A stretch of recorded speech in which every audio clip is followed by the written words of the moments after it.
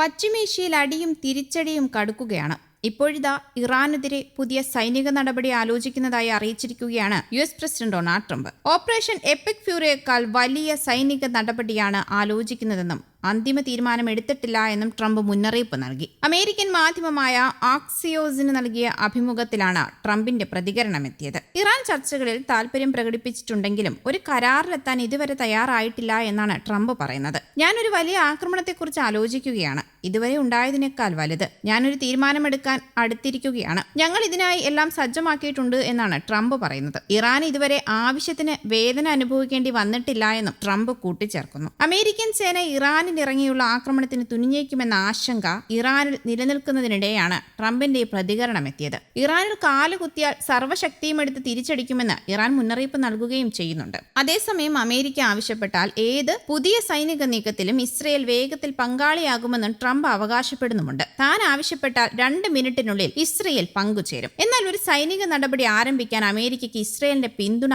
ആവശ്യമില്ല എന്നും ട്രംപ് പറയുന്നുണ്ട്. ഇസ്രയേലിന്റെ പങ്കാളിത്തം ചില പ്രത്യാഘാതങ്ങൾ ഉണ്ടാക്കിയേക്കാമെന്നും ട്രംപ് സമ്മതിക്കുന്നുണ്ട്. ഹോമസ് കടലിടുക്കിലെ വാണിജ്യ കപ്പലുകൾക്ക് നേരെ ഇറാൻ നടത്തുന്ന ആക്രമണങ്ങൾ തടയുക എന്ന ലക്ഷ്യത്തോടെ അമേരിക്ക ആക്രമണങ്ങൾ കടുപ്പിക്കുകയാണ്. അതേസമയം പിന്മാറില്ല എന്ന നിലപാടിൽ ഉറച്ചു നിൽക്കുന്ന ഇറാൻ മേഖലയിൽ തങ്ങളുടെ സൈനിക നീക്കങ്ങൾ ശക്തമാക്കുകയും ചെയ്തിട്ടുണ്ട്. കണ്ണിന് പകരം കണ്ണ് എന്ന നയമാണ് തങ്ങളുടേതെന്ന ഇറാന്റെ പ്രസ്താവനയ്ക്ക് കണ്ണിന് പകരം തല എന്നതാണ് ഇനി നയമെന്നാണ് അമേരിക്ക മറുപടി നൽകിയത്. ഇത് പശ്ചിമേഷ്യയിൽ സാഹചര്യം കൂടുതൽ വഷളാക്കിയേക്കാമെന്ന സൂചനയാണ് നൽകുന്നത്. അതിനിടെ യമനിലെ ഇറാൻ അനുകൂല ഹൂതി വിമതർ ചെങ്കടലിൽ സൗദി കപ്പലുകളെ ലക്ഷ്യമിട്ട് ആക്രമണം ശക്തമാക്കിയിരിക്കുകയാണ്. ഹൂതി ആക്രമണത്തിന്റെയും ഉത്തരവാദിത്തം ഇറാന്റെ മേൽ ചുമത്തുമെന്നാണ് ട്രംപ് പ്രതികരിച്ചത്. ഹൂതികൾ ഇറാന്റെ നിഴൽ സൈന്യമാണെന്നും ആക്രമണങ്ങൾ തുടരുകയാണെങ്കിൽ ഇറാനും ഹൂതികൾക്കുമെതിരെ കടുത്ത സൈനിക നടപടി സ്വീകരിക്കുമെന്നുമാണ് ട്രംപ് മുന്നറിയിപ്പ് നൽകുന്നത്. അതേസമയം ഇറാനെ ലക്ഷ്യമിട്ടുള്ള ആക്രമണങ്ങൾക്കായി അമേരിക്ക ഉപയോഗിക്കുന്ന ഏത് ബ്രിട്ടീഷ് സൈനിക താവളവും തങ്ങളുടെ ലക്ഷ്യമായിരിക്കുമെന്നാണ് ഇറാന്റെ ഇസ്ലാമിക് റവല്യൂഷണറി ഗാർഡ് കോർപ്സ് മുന്നറിയിപ്പ് നൽകുന്നത്. വ്യാഴാഴ്ച പുറത്തിറക്കിയ പ്രസ്താവനയിലൂടെയാണ് IRGC തങ്ങളുടെ നിലപാട് വ്യക്തമാക്കിയത്. പശ്ചിമേഷ്യയിലെ അസ്ഥിരതയുടെ മുഖ്യ ശില്പി എന്നാണ്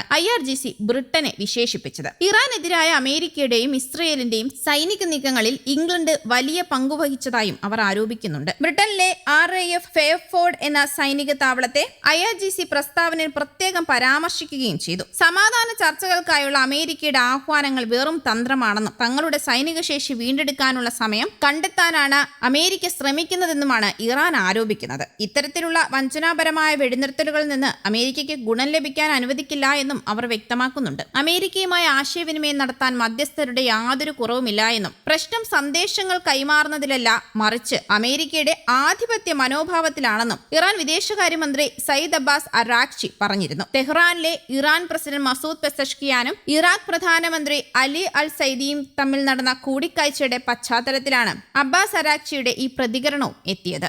ന്യൂസ് ഡെസ്ക് കേരള കൗമുദി.